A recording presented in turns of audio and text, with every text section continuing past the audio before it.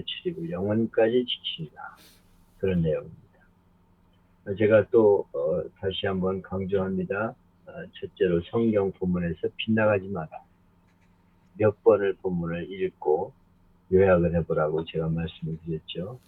본문을 몇 번을 읽어보시면 무엇을 내게 말씀하시는가, 하나님의 말씀을 깨닫게 됩니다. 하나님이 이 본문을 통해 이걸 나에게 말씀하시는구나. 여러 가지 아니에요. 그 본문을 잘 이렇게 보면 한 가지 주제가 있어요. 그 주제를 잡는 것입니다. 그리고 주석도 읽어보면서 무엇을 말씀하고 있는가를 파악하셔야 돼요. 절대 본문에서 빗나가면 안 돼요. 헛소리하는 설교를 하면 안 됩니다. 어떤 이들은 성경 본문 읽고 엉뚱한 얘기만 하고 있어요. 그러면 절대 안 되죠. 둘째는 원포인트 설교를 하라. 제가 늘 말씀을 드립니다. 하나님이 내게 주는 메시지를 잡으면 그 주제를 향해서 달려가는 설교가 되어야 합니다. 여러 개 얘기하면서 이 얘기했다 저 얘기했다 하지 말라고 제가 말씀을 드려요. 그리고 알기 쉬운 설교를 하라. 아무리 유식한 설교도 못 알아듣는 소용없잖아요. 대학 교수들 강단에 세우면은 아주 듣기 어려운 설교를 해요. 원어를 얘기하기도 하고 쩍쩍하면서 얘기를 하는데, 쩍쩍하는 얘기는 하지 마세요. 무슨 쩍 그러면서 그런 얘기는 유식한 사람도 못 알아들어요. 초등학교 4학년이 이해할 수 있는 설교, 쉬운 설교를 하라. 그리고 재미있는 설교를 하라. 맛있어야 먹죠. 내가 이렇게 정성껏 했는데 왜 안 먹어? 그러면 안 돼요. 맛있게 음식을 해야 먹듯이 재미있는 설교가 돼야 돼요. 그래서 귀에 쏙쏙 들어와요. 감동적인 설교를 하라. 좋은 예화나 간증을 통해서 감동을 주어야 오래 마음속에 남게 됩니다. 그리고 삶에 적용하도록 하라. 그걸 설교를 듣고 나서 어떻게 하자는 거냐? 내 삶에 무엇을 어떻게 살라는 거야? 적용이 일어나야 됩니다. 그걸 구체적으로 얘기하지 않더라도 그 설교를 듣는 동안에 내가 이걸 이렇게 살아야 되겠구나 하는 그런 적용이 될 수 있어야 됩니다. 그리고 영혼 구원에 초점을 맞추라. 주의 낯설교는 부도자적인 설교를 하라고 말씀드렸죠. 오늘 처음 교회 나온 사람이 듣는다 생각하고 설교를 준비해야 됩니다. 그래서 오늘 설교를 듣고 마지막 찬스가 될 수 있는 사람들이 있다는 것을 명심하고 영혼 구원에 초점을 맞추는 설교를 하라. 내가 오늘 이 설교를 들으면서 내가 예수를 믿어야 되겠구나. 그리고 예수를 영접하는 기도를 할 수 있도록 가능하면 1년에 몇 번은 영접 기도를 시켜야 돼요. 부활절이나 성탄절, 이런 특별 초청 설교, 초청주의 이런 때는 꼭 영접 기도를 시키는 그런 복음 제시를 할 수 있어야 됩니다. 그래서 영혼 구원에 초점을 맞추는 설교, 결론을 전도해 두라. 하나님 이렇게 말씀하시므로 그 말씀을 전하는 게 우리의 사명이다. 그리고 하나님 아버지의 마음으로 전해라. 하나님 아버지의 마음으로 하나님이 상처받은 사람들을 싸매어 주시죠. 부모가 자기 자식을 어루만지면서 이렇게 상처를 싸매어 주고 돌보듯이 말씀으로 상처를 싸매어 주는 메시지가 돼야 돼. 그리고 설교를 길지 않게 하라. 25분 정도 하면 됩니다. 너무 길게 이 얘기 저 얘기 예화 제가 여기 들었는데 그 얘기 다 하면 시간 많아서 안 돼요. 한두 개 만드시면 돼요. 감동적인 예화 한두 개 만드시고 아주 짧게 설교를 됩니다. 설교를 길수록 설교가 어려워져요. 아주 요약해서 메시지를 아주 간단하게 설교를 하려고 노력을 하셔야 됩니다. 그리고 정해야 할 중요한 메시지를 복사를 해가지고 제목을 정해서 서두 이끌어가기 적용 예화 매진말 그리고 결론은 전도로 이렇게 전개를 해나간다. 오늘 본문의 메시지는 이스라엘 백성들이 성전을 향해 산을 오르면서 불렀던 찬송이죠. 높은 산을 올라가면서 그들은 천지를 지으신 전능하신 하나님의 능력과 은혜를 찬양합니다. 낮이나 밤이나 언제나 어디서든지 너의 출입을 지금부터 영원까지 지켜주신다. 이렇게 산을 지으신 하나님이 산을 돌보듯이 나를 지금부터 영원까지 지켜주신다. 이렇게 고백하죠. 힘들게 사는 성도들에게 인도와 구호와 위로와 용기를 주는 하나님이심을 선포하는 것이 이번 주의 메시지입니다. 얼마나 힘들어요, 인생 살기가. 근데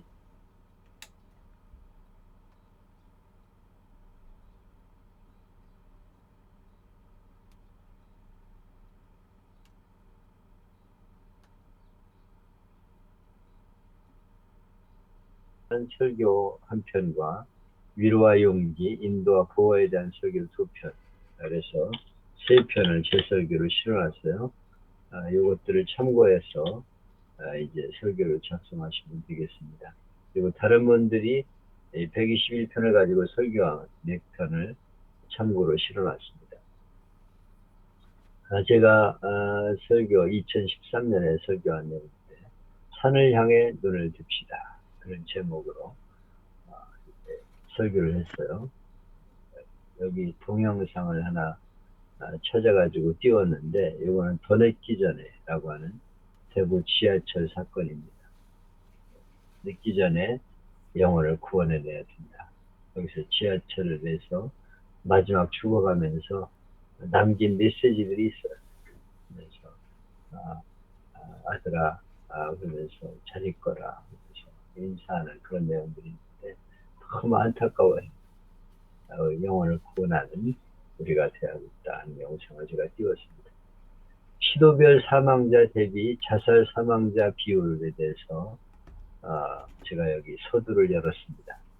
충청남도가 8.6%, 그 다음 강원도가 8.1%, 제주도 7.7%, 충북 7.1%.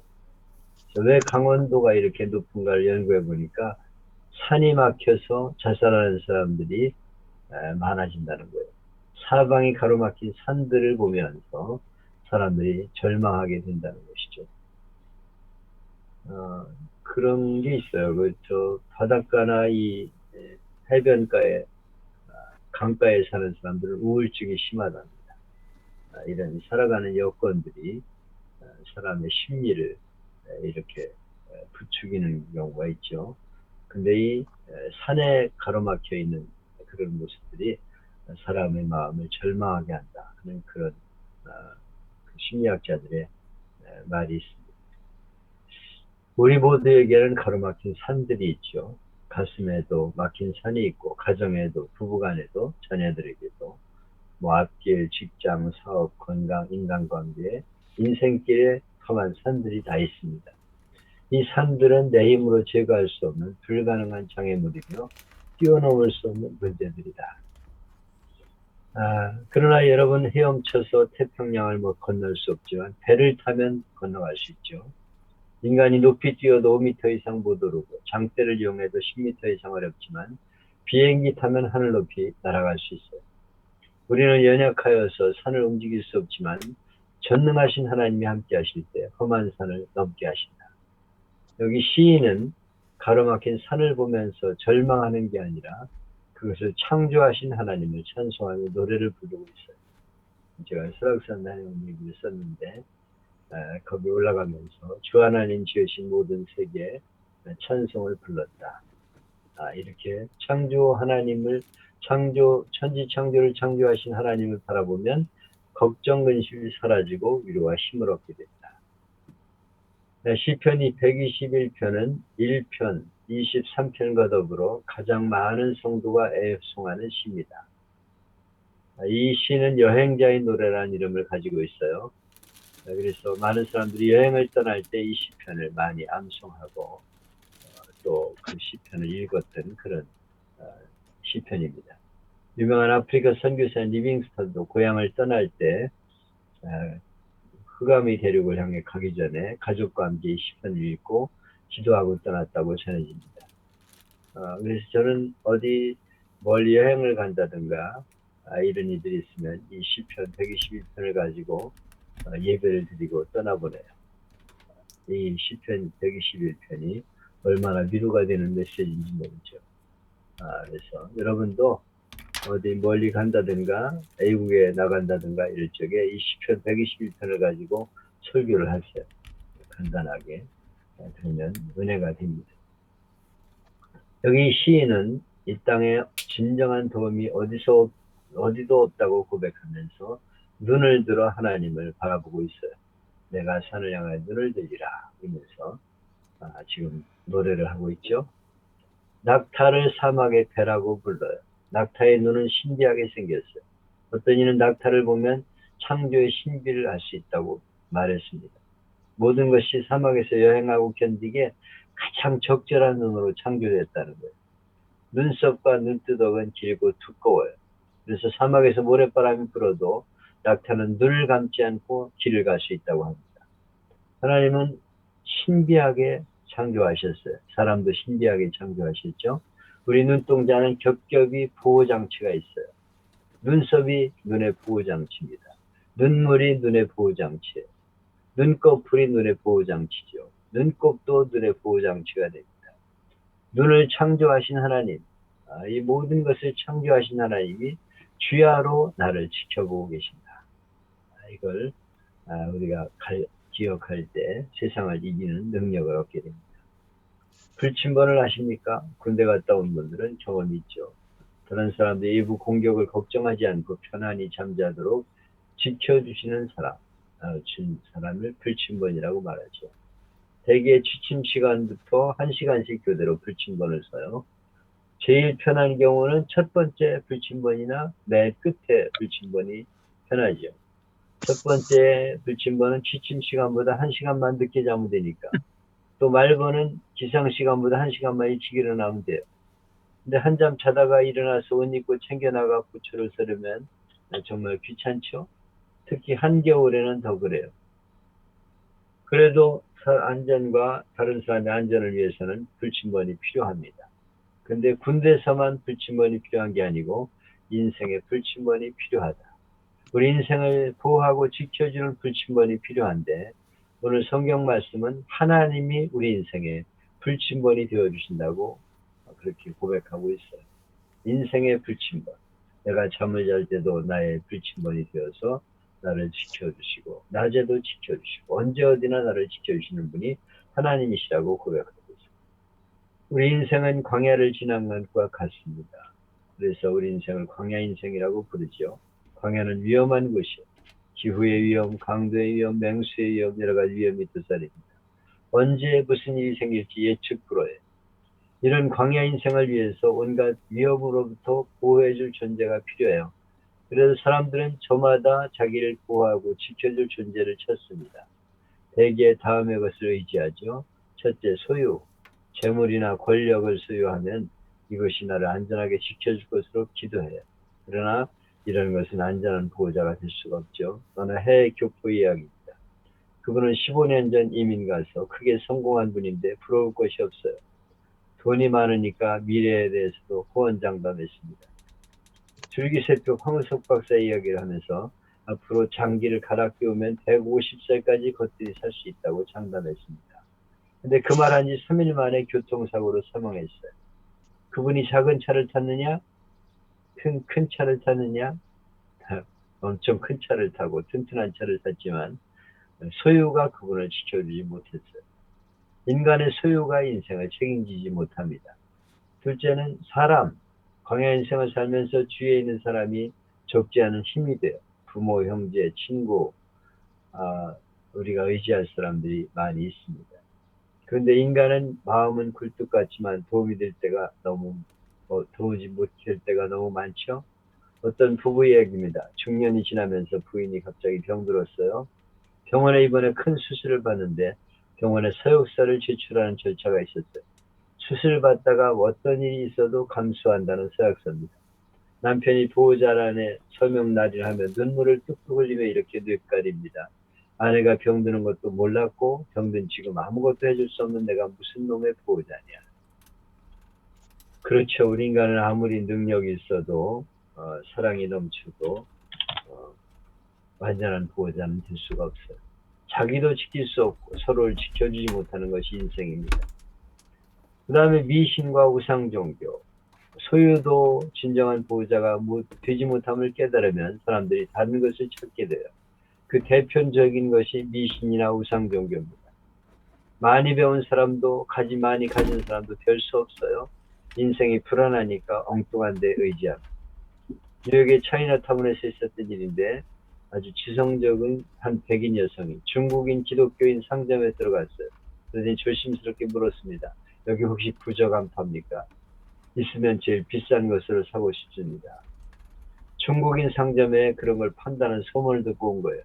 주인이 의아한 표정을 지으니까 여자가 사정을 얘기합니다. 사실은 제 아들이 멀리 남태평양으로 떠나거든요. 걱정이 돼서 그 아이를 지켜줄 부적 같은 게 있나 해서 그렇게 말하더라는 거예요. 그래서 주인이 이렇게 웃으면서 말했습니다. 정말 좋은 부적이 있긴 한데 그거는 돈 주고는 살 수 없거든요. 그게 뭔데 어떻게 구할 수 있죠? 부인, 그 부적은 바로 하나님이십니다. 저도 자식이 3명이나 있고 손자들도 있어서 그들이 걱정되죠. 그러나 저는 하나님께 맡기고 기도합니다. 하나님은 제 기도를 들어주시고 지금까지 보호해 주셨습니다. 앞으로 그럴 줄로 확신합니다. 부인도 하나님 믿고 아드님을 하나님께 맡기면 좋겠습니다. 이렇게 전도했다는 거예요. 우리가 살아가는 모든 삶에 있어서 누구를 만나든지 전도할 기회를 우리는 찾아야 됩니다. 이분은 부적을 찾고 있는데 그건 다 소용없는 것이니까 하나님을 찾아라 이렇게 전도를 했습니다. 인생의 어떤 것도 완전한 보호자가 될 수 없어요. 오직 전지전능하신 하나님만이 완전한 보호자가 되시죠. 여기 6절에 보면 지킨다는 단어가 6번 나옵니다. 그리고 의인적인 표현법을 사용해서 하나님이 내 인생의 불침번이다. 졸지도 아니가 치고 주무시도 않고 내 인생을 지켜주시는 불침번이다. 완전한 보호자가 되신다고 묘사하고 있습니다. 국민일보에 나오는 비행사 신일덕 집사님 간증입니다. 아주 맑은 날씨에 승객 165명을 태우고 사이판으로 가고 있었어요. 그런데 비행기가 서서히 하강하는데 착륙바퀴가 빠지질 않는 거예요. 수동으로 당겼는데도 수동장치마저 안 들어갑니다. 마지막까지 최선을 다했는데 안 되어서 결국 승객들에게 기체 바퀴 이상이 생겨 동체 착륙을 해야 될지 모르니 고개를 좌석 밑까지 최대한 숙이라 이렇게 말했어요. 기내가 금방 웅성거리면서 신혼부부들이 얼싸안고 막 울고불고 난리가 났습니다. 이 신일덕 집사님은 조정관을 부기장에게 맡기고 기독교인인 기관장과 함께 간절하게 기도했습니다. 울부짖는 절규의 기도를 했다는 거예요. 얼마나 간절히 기도했는지 땀이 비오듯 온몸을 적시는데 하나님께서 이사야 41장 10절 말씀을 주셨습니다. 두려워하지 말라 내가 너와 함께함이라. 놀라지 말라 나는 네 하나님이 됨이라. 내가 너를 굳세게 하리라. 참으로 너를 도와주리라. 참으로 나의 의로운 오른손으로 너를 붙들리라. 이 말씀 앞에 신입사님이 할렐루야 아멘 그렇게 큰 소리로 연발하니까 부기장님이 정신이 이상해진 줄 알고 기장님 정신 차리세요 그랬지만 집사님은 그 순간에 여러분 나는 성령에 취했습니다 그러면서 이제 마지막으로 한 번 더 수송장치를 돌려보게 이번에도 안 되면 동체 착륙을 해야 되고 관제탑에게 알리게 수동장치를 돌리는 순간 조금까지 돌려도 움직이지 않던 수정장치가 한 손으로 술술 들어가는데 마치 기름친 것처럼 하나둘씩 바퀴가 내려오더라. 그렇게 말합니다. 신집사님은 조정실에서 일어나서 사람들이 다 알아들을 수 있도록 큰 소리를 외쳤습니다. 하나님은 살아계십니다. 그리고 역사하십니다. 아수라장에 있던 비행기 안이 평정되고 비행기가 무사히 착륙했습니다. 그렇죠. 하나님은 오늘도 기적을 일으킨다는 사실 우리가 믿어야 합니다. 하나님은 한순간도 우리를 놓치지 않고 지켜주시는 분이세요. 과거에도 그랬고 미래도 그럴 것입니다. 1년 365일 하루 24시간 항상 졸지 않고 주무시도 하는 분이 바로 하나님이시죠. 여기 여호와는 너를 지키시느니라 네 그늘이 되신다. 너를 해치지 않도록 지켜주신다고 고백합니다. 하나님이 내 우편에 그늘이 되신다고 했는데 오른편 우편은 하나님의 권세를 상징하는 뜻입니다.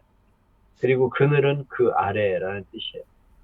우편의 그늘이 되신다는 말은 하나님의 어, 권세 아래, 하나님의 권능 아래 우리가 살아가고 그래. 있음을 고백하는 것입니다. 음, 하나님의 권세 아래 내가 그래, 살아간다는 알았어. 것을 우리가 믿을 때 안심하고 살아갈 수가 있는 것이죠. 옛날 조선 태종이 정사를 세종대왕에게 맡기고 풍양궁에 음, 살고 있을 때 일입니다. 어느 날 우연히 뜰을 거니는데 두 아전이 하늘과 사람의 이치를 논하는 것을 들었어요. 갑이라는 사람이 부귀와 영달은 임금에게 나오니까 임금에게 잘해야 된다 주장합니다. 근데 을은 갑의 의견을 반박하면서 아니 그렇지 않아. 한 계급이 오르거나 배설하게 되는 것은 모두 하늘이 정하는 뜻이야.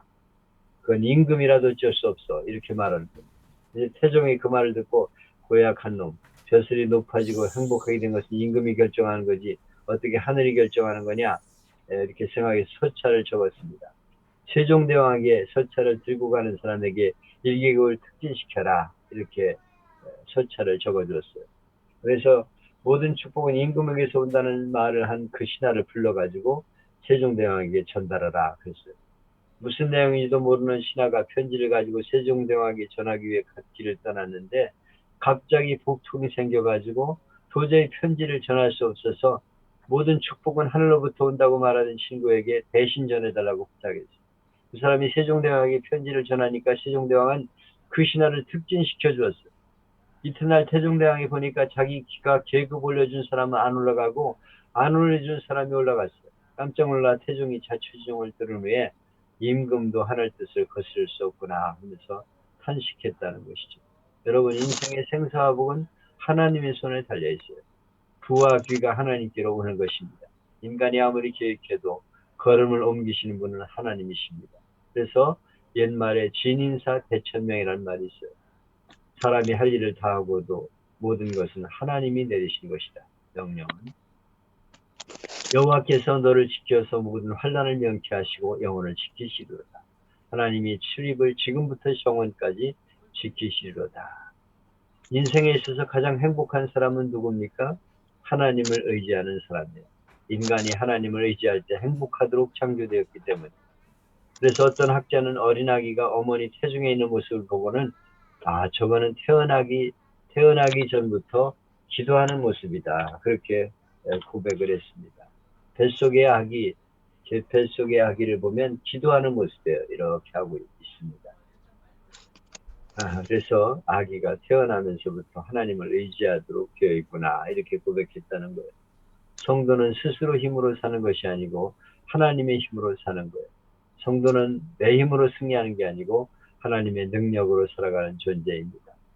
썬다싱은 하나님을 인도의 오랜 습관에 비춰서 이렇게 비유했습니다.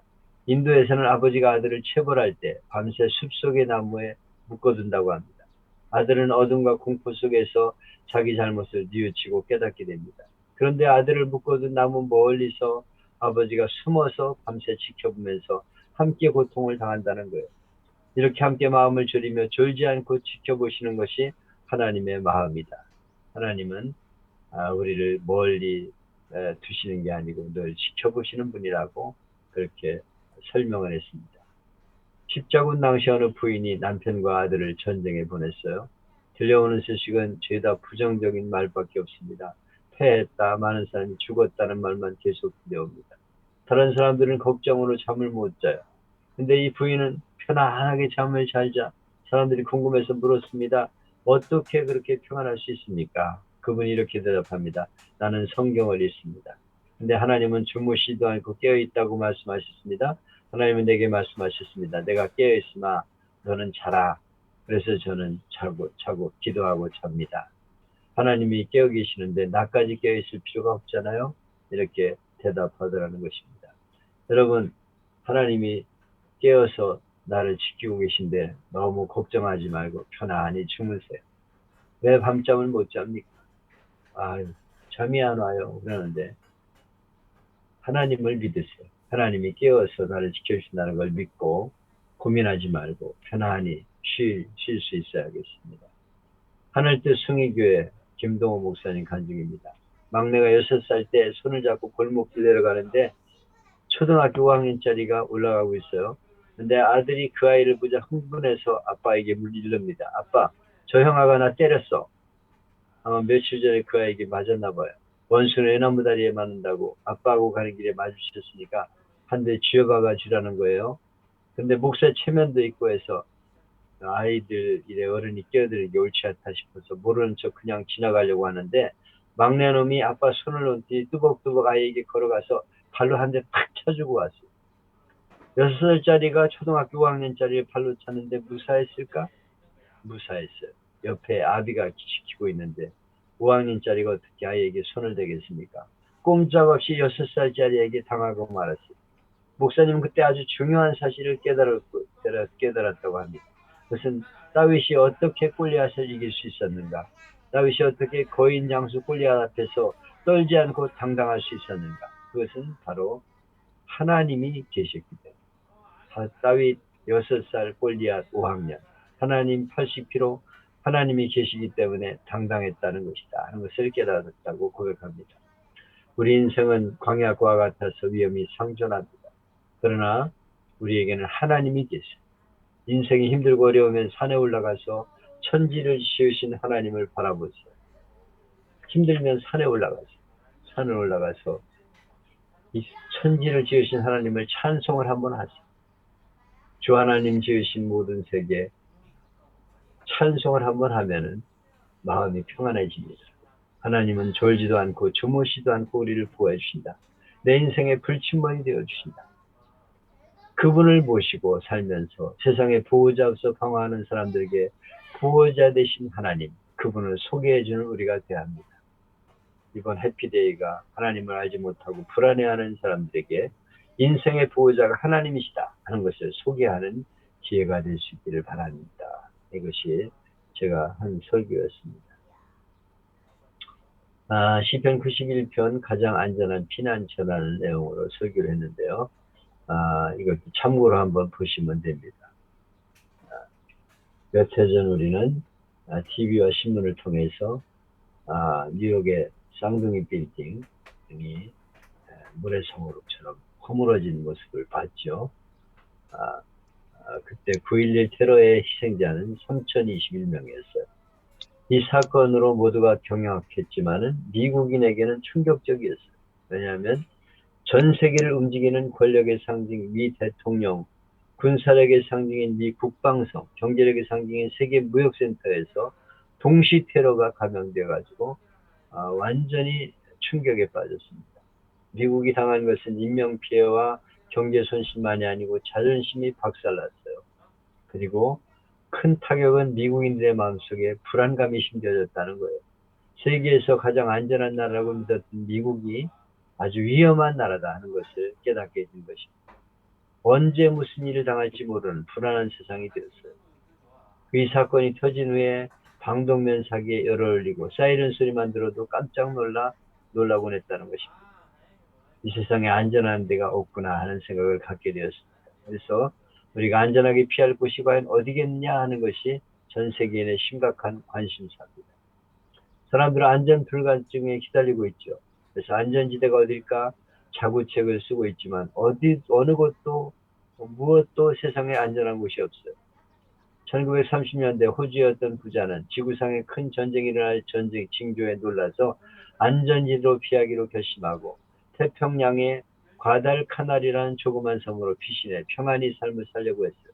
근데 바로 그곳이 세계 2차 대전의 격전지가 되었어요. 어느 소문난 목수가 노후 대책으로 밤낮 일하고 한 푼 두 푼 열심히 모아 주식 투자했더니 이 회사가 부도가 나가지고 돈을 다 날려버렸습니다. 신문에 3차 대전이 일어나면 핵의 위협으로부터 가장 안전한 나라가 어딘가 조사했더니 1위가 뉴질랜드. 그런데 뉴질랜드에 지진이 일어나가지고 건물이 무너지고 수많은 사람이 죽는 사고가 일어났습니다. 정말 안전한 곳은 어디냐?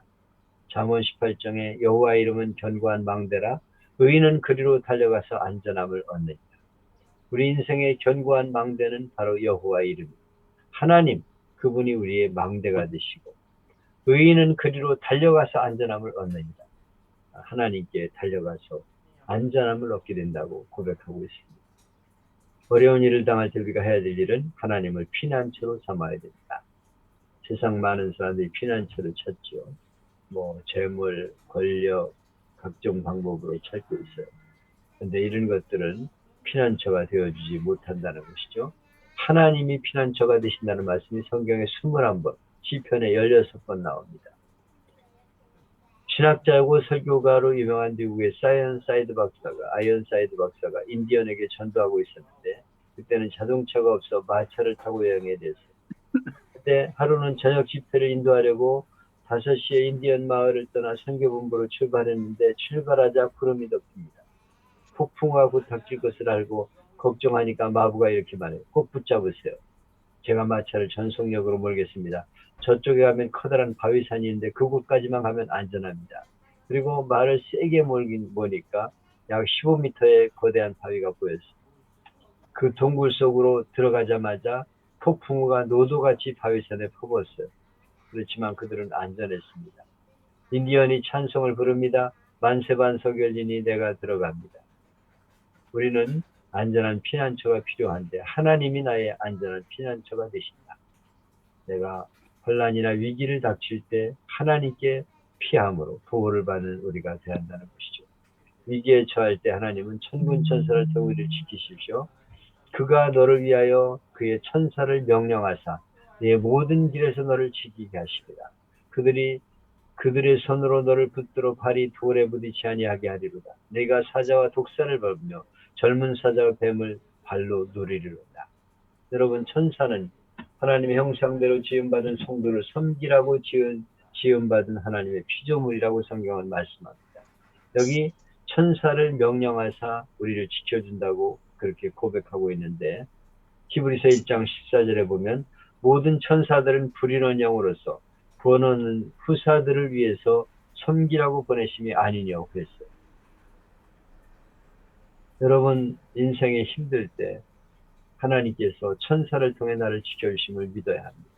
하나님은 나를 지켜주시는 분이신데 천사를 통해 지켜주시는 분이에요.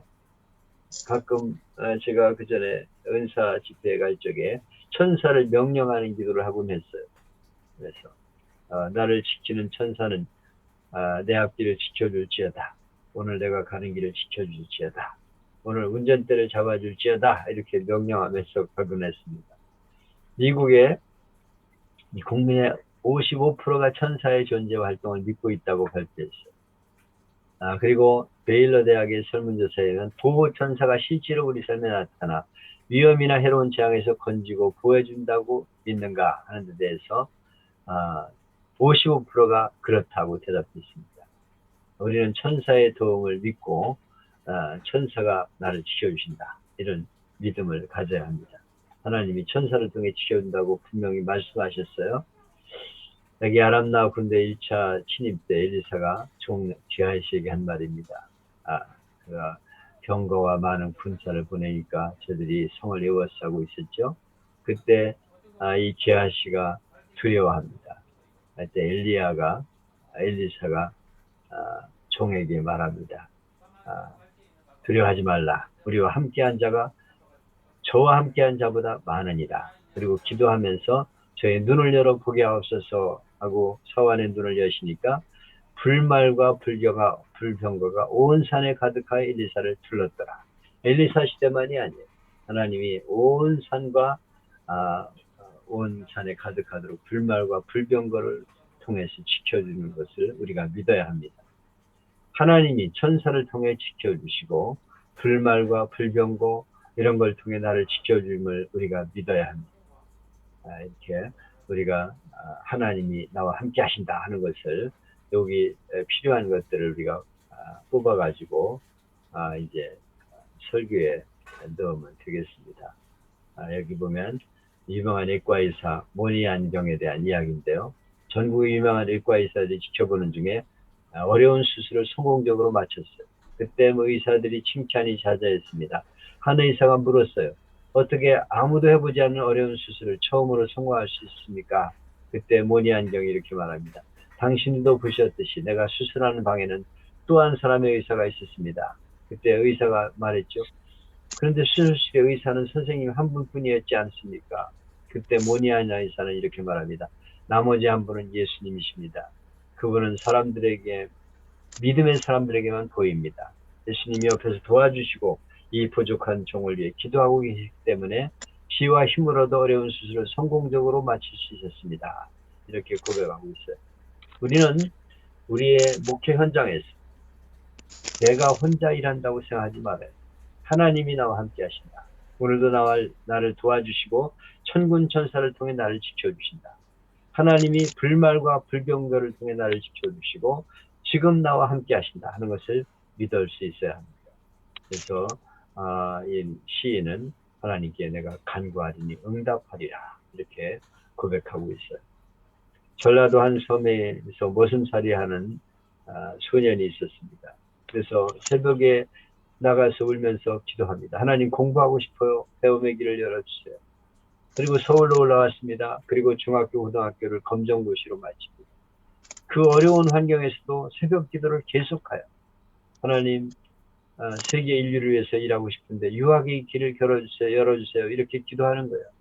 근데 갑자기 세계대전이 끝나고 황폐화된 덴마크가 떠오르면서 구런트라는 목사님이 생각이 났어요. 하나님을 사랑하라, 나라를 사랑하라, 땅을 사랑하라.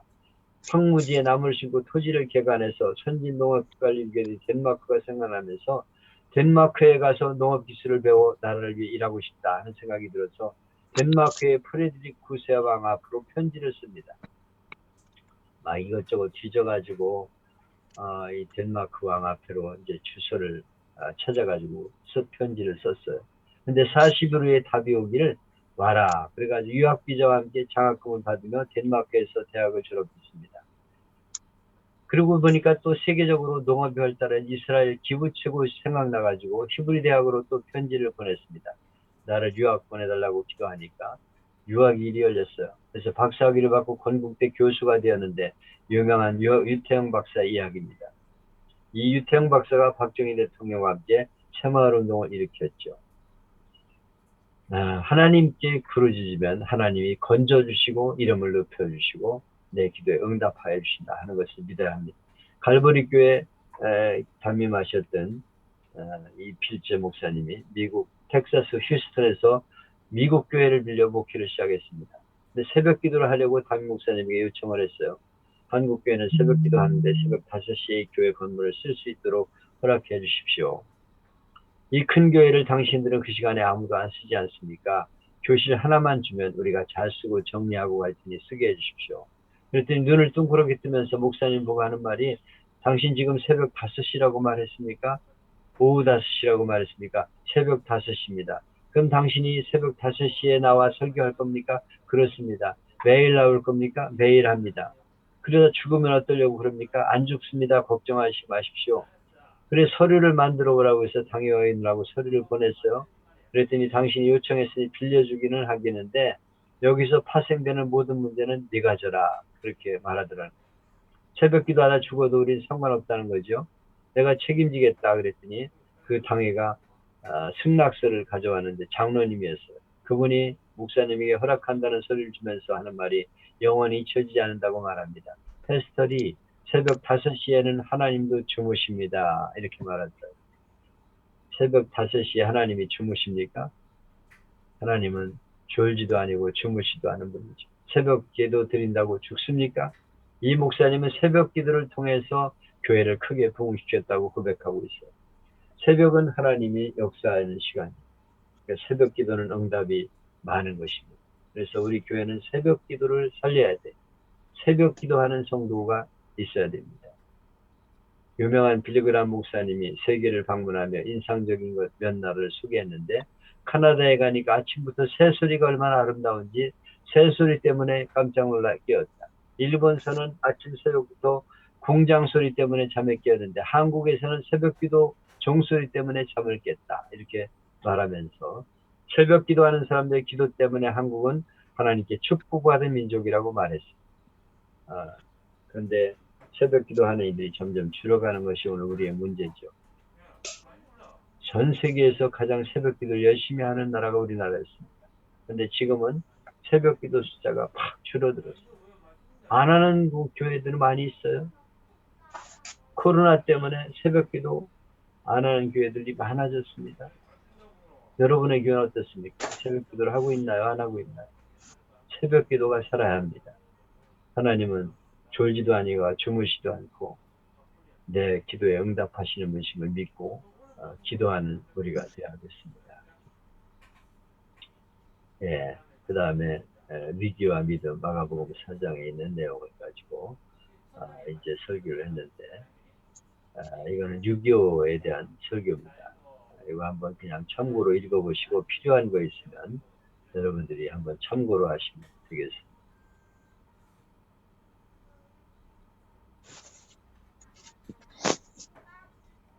메리 퀴스라 마네라는 부인이 있는데 남편이 사업 부도내고 어디로 도망갔어요. 그래서 알거지가 되어 길거리로 나앉게 되었는데 그런 상황인데 어린 아들 하나가 문방구에서 연필 한 개를 훔치다 들켜서 학교에서 퇴학당했어요. 그녀는 살고 싶은 마음이 없어가지고 깨끗이 함께 죽자 그러고 아이들을 잠재우고 가스불을 켰어요. 이 가스가 스며 나오는데 정신이 몽롱해집니다. 근데 이웃집에서 찬송 소리가 들려와요. 내 모든 시험 무거운 짐을 주의 수 옆에 아뢰면 근심에 쌓인 날 돌봐사 내 근심 모두 맡으시네. 찬송을 듣는 순간 정신이 번쩍 났습니다.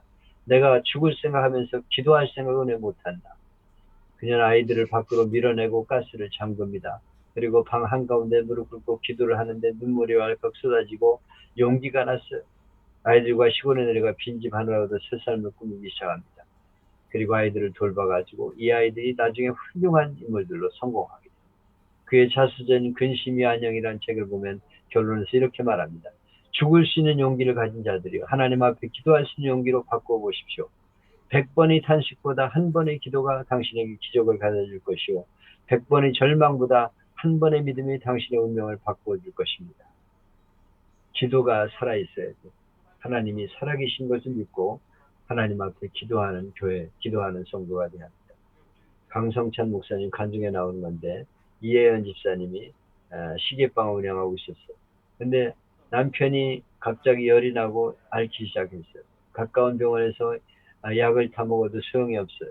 너무 아프다고 하는데 성모병원에서 정밀검사했더니 뇌수막염, 뇌수막.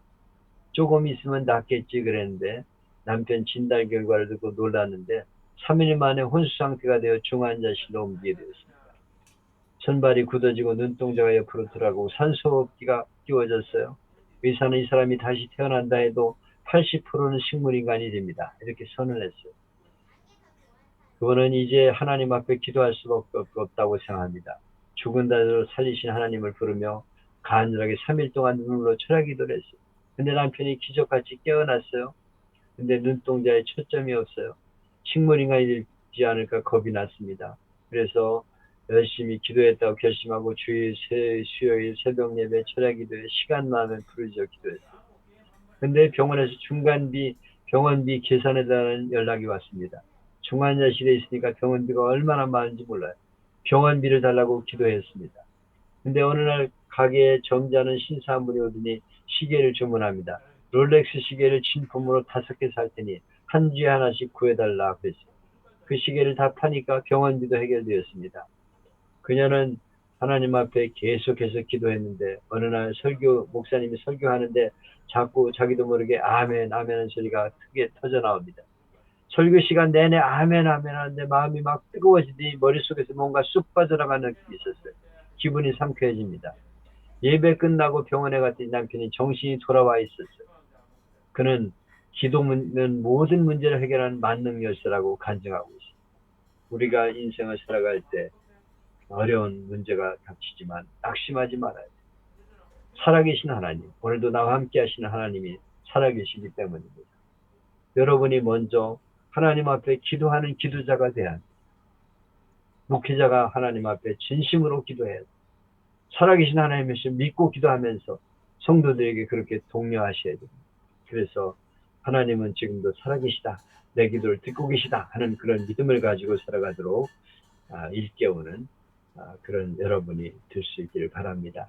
어느 소설가가 여객선을 타고 여행을 즐기고 있었어요. 바다 가운데 풍랑이 막 칩니다. 그래서 가판위로 갔더니 어린아이 하나가 막 깡충깡충 뛰놀며 놀고 있어요. 소설가가 아이 손을 잡고 물었습니다. 야, 너는 무섭지 않니? 너는 풍랑이 안 무섭지 않아? 그러니까 이렇게 말합니다. 아저씨, 제가 지금 선장실에 나오는 길인데요. 우리 아빠가 이 배의 선장님이에요. 근데 아빠 얼굴을 보니까 편안했어요. 아무 일도 없을 거예요. 아저씨, 그렇게 말하더라고요. 하나님을 아버지라 믿는 성도는 어떤 상황에서 두려워하지 않습니다. 하나님이 내 배의 선장이 되시고 내 길을 인도하시고 지금도 함께 하심을 믿기 때문에 인천의 주한장로교회 나경 목사님이 약 30년 전 2078년에 경험한 일이에요. 지금 50년 됐는데 이분이 어느 교회에서 영등포에서 목회를 하고 있었는데 교통사고가 나가지고 시립병원에 32구의 시체가 안치되어 있어요. 이 시립병원의 원장이 남 목사님의 대학원 동창입니다. 서울대학교 대학원 졸업이라고 합니다. 의사와 간호원을 대동하고 32구의 시체를 쭉 둘러보게 되었어요. 동창하고 같이. 그때 남 목사님이 이렇게 말합니다. 여기 32구 가운데서 7명이 예수 믿고 천당 갔다. 이렇게 말했죠. 그러니까 원장도 웃고 의사도 웃고 간호사도 웃었어요. 그걸 어떻게 아냐 이거요. 그때 남 목사님이 그럼 내가 표시해주는 사람들 신원을 확인해보라 이러면서 병원 나왔습니다. 며칠 지난 의사가 전화했습니다. 목사님, 이전에 7명 표시해두었는데 신원을 확인해보니까 그 7명이 정말 예수 믿는 크리스천이었습니다. 아니 그걸 어떻게 하셨어요? 그때 남 목사님이 이렇게 말합니다. 아니 의사면서 그것도 모릅니까? 사람이 죽으면 얼굴이 시커멓고 푸른 빛이 돕니다. 근데 예수 믿고 죽은 사람 얼굴이 밝아요. 평소보다 훨씬 맑습니다. 진짜예요. 실체를 한번 직접 보십시오. 의사고 간호했으면 그것도 모릅니까? 그 의사가 그 말이 가만히 듣더니 유심하게 생각해보고는 지금 생각해보니 그렇군요. 아무개도 돌아가실 때 얼굴이 밝았는데 지금 생각해보니까 집사였고 아무개도 권사님이었어요. 그러니까 옆에 있던 간호사가 맞아요 맞아요 그러면서 동의하더라는 거예요. 그래서 그 주일날 의사와 간호사가 다 교회에 나왔답니다. 이게 2006년 주한교회 청동원주의 설교 자료에 나오는 이야기입니다. 우리 예수 믿는 사람은 달라야 돼요. 믿지 않은 사람 눈에는 어리석게 보일지 모르지만 우리는 하나님을 믿기 때문에 두려워 떨지 말아야 합니다. 위기 속에서도 하나님 함께 하신다. 믿음을 가지고 세상을 이기는 사람이 되어야 하는 것입니다. 담대하게 말씀을 선포하시고 우리 성도들의 마음속에 소망을 주세요. 하나님은 함께 하신다. 나를 지키시고 보호하신다. 이런 믿음을 선포하시고 우리 성도들이 어떤 환경에서도 하나님이 졸지도 않고 주무시지도 않고 함께 하신다는 것을 믿고 담대하게 살아가는 그런 성도가 될 수 있도록 말씀을 선포하는 이번 주일이 될 수 있기를 바랍니다. 마치겠습니다. 네, 목사님 수고하셨습니다. 우리 이제부터 피드백 하겠어요. 이갑동 목사님 마이크가 풀렸네요. 이갑동 목사님 말씀해 보세요. 이갑동 목사님. 아이고 뭐 안 되시나 봐. 이 양반은 뭐. 자, 강경 우리 좀 오늘 바쁘신 분이 계시죠? 우리 송창근 전도사님 마이크 풀 수 있나요? 예, 오늘도 귀한 말씀 감사합니다. 오늘 하나님께서 너무 좋은 말씀 주셔가지고 큰 격려를 이루어졌습니다. 감사합니다. 우리가 위기에 처할 때 하나님은 천군 천사를 통해 우리를 지키시고 보호하시니까 그렇게 말씀해 주셨습니다. 마지막에 진정한 그리스도인은 인생의 위기 한폭한 가운데서도 두려워 떨지 않는 사람들입니다. 말씀하셨는데 정말 그 기도가 모든 문제 해결하는 인생의 모든 문제 해결하는 만능 열쇠라고 말씀하셨는데 기도 열심히 하겠습니다. 감사합니다, 목사님. 이상은 목사님 마이크 풀어주세요. 아이고. 입니다.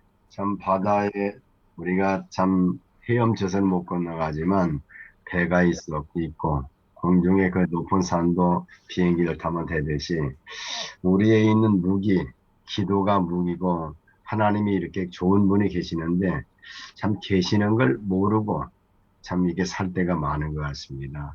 어려운 문제일수록 더 정말 하나님께 매달리고 하나님 가까이 합니다. 찬송가 4주를 가까이 하게 하면 십자가 지나가는 고생이지만 새벽기도 하고 말씀 증거하고 말씀 준비하는 게 은혜다, 축복이다. 옆에 있는 분을 가까이 있는 분을 찾아 정말 어려운 문제, 인생의 문제를 잘 풀어가면 좋겠다 그런 생각합니다. 은혜 많이 받았습니다. 감사합니다. 우리 이건복 전도사님 출근해야 되죠? 마이크 풀어볼까요? 네, 목사님 감사합니다. 주님께 피하는 네. 견고한 망대가 주님이시라는 말씀. 오늘도 귀한 말씀 받고 나갑니다. 감사합니다. 네. 예. 우리 강경구 목사님 마이크 풀어주세요. 예, 늘 우리가 하나님의 은혜 가운데 하나님이 우리를 지켜주시고 보호해 주신다는 사실을 알고 있는데 현실 속에는 안일하게 그 하나님의 보호하신 것 지켜주시는 걸 잊어버리고 살아는 것 같습니다. 그래서 오늘도 이 우리를 지켜주시고 보호해 주시는 하나님 그거 잊지 아니하고 살아가면은 하나님께서 어떠한 상황 속에서도 오늘도 지켜주시겠다는 이런 믿음을 다시 한번 갖게 되었습니다. 감사합니다. 고성영 목사님 마이크 풀어주세요. 네, 감사합니다. 예, 살아계신 하나님, 능력의 하나님, 그 하나님을 성도들에게 소망을 갖도록 설교하겠습니다. 감사합니다. 은혜 많이 받았습니다. 공경순 전도사님 마이크 풀어주세요. 공경순 금우선 목사님 마이크 풀어주세요. 얼굴이 안 보이는 분들은 하지 마세요. 길보라 목사님. 아, 금우선 목사님 마이크 풀렸네. 예, 금우선. 예. 네. 오늘 제가 지금 거제도 가려고 거제도 우리 그래서 지금 막 준비하느라고 그래서 네 그랬습니다. 다 잘 듣고 있습니다. 오늘도 하여튼 너무 진짜 날마다 아주 귀한 말씀으로 우리를 공부해 주셔서 진짜 내가 산을 향하여 눈을 들고 의지하고 나가겠습니다. 감사합니다. 길보라 목사님 마이크 예 말씀하세요. 네, 목사님 감사하고 예화 중에 기적을 이루는 기도를 많이 들었는데 저도 기적을 이루는 기도를 오래 경험하겠습니다. 감사합니다. 김경남 목사님 마이크 풀어주세요. 네, 목사님 오늘 그 예화 많이 들어주셨는데요. 그 적절한 예화가 많아서 마음에 많이 와닿았고요. 잘 사용하겠습니다. 감사합니다. 김락희 목사님 마이크 풀어주세요. 그 중에 꼭 필요한 것만 쓰세요. 이것저것 얘기 많이 하려고 그러면 길어지니까. 네, 하나님 앞에 기도하는 목회자로 설 수 있도록 결심합니다. 김희순 목사님 마이크 풀어주세요.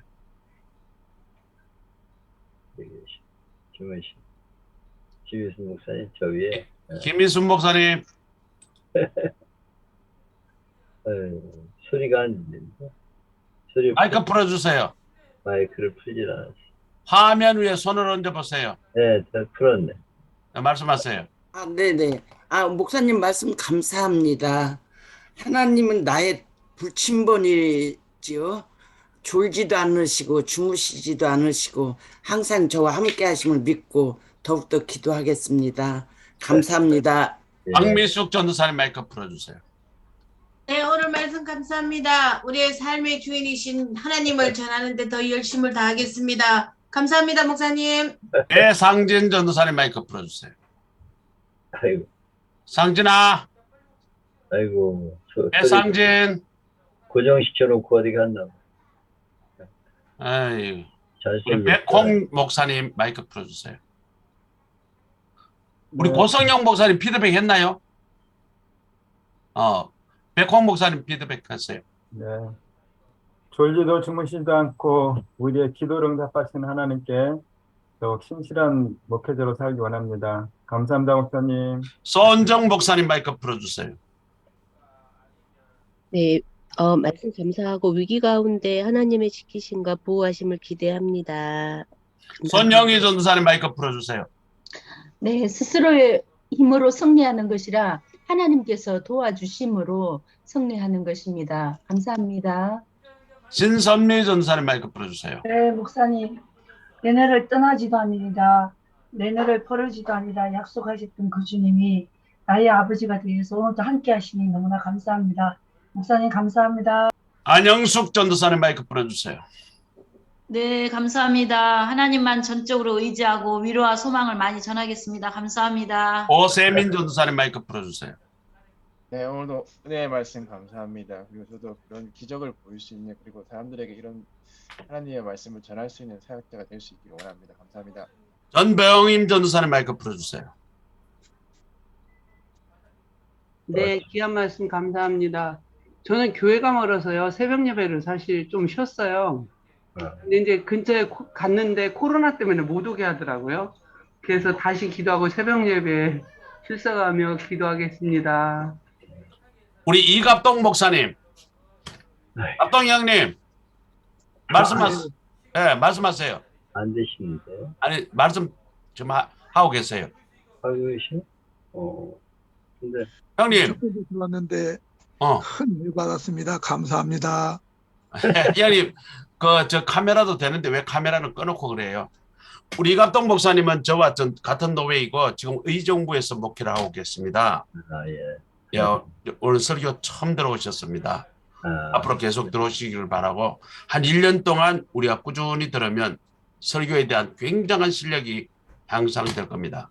자, 오늘 수고하신 우리 이영호 목사님에게 우리 모두 사랑합니다. 기도를 일단 먼저 해야 되겠네요. 네. 우리 이영호 목사님 기도하시고 마치겠습니다. 하나님 아버지 감사합니다. 오늘 시편 121편 산으로 올라가며 부르는 노래를 수행하겠습니다. 내가 산을 향하여 눈을 들리라. 나의 도움이 어디서 올고 나의 도움이 천지를 지신 여호와에게서로다. 하나님은 졸지도 아니고 주무시지도 아니하시고 나를 지켜주신다고 고백하고 있는데 이 고백이 우리 고백이 되게 하시고 강론에 선포할 때 우리의 믿음이 성도들에게 전가되게 하여 주시고 성도들이 그 말씀으로 위로받고 힘을 얻어서 세상을 방황하는 이들에게 나가서 예수를 믿으라고 하나님을 믿으라고 선포하는 교회가 되게 하여 주옵소서. 그래서 많은 이들이 구름대처럼 교회로 모여오게 하여 주옵소서. 한 주간도 승리케 하실 줄 믿사오고 예수님의 이름으로 기도하옵나이다. 아멘. 자, 우리 모두 마이크 푸시고요. 마이크 다 푸시고 우리 이영훈 목사님 사랑합니다. 감사합니다. 우리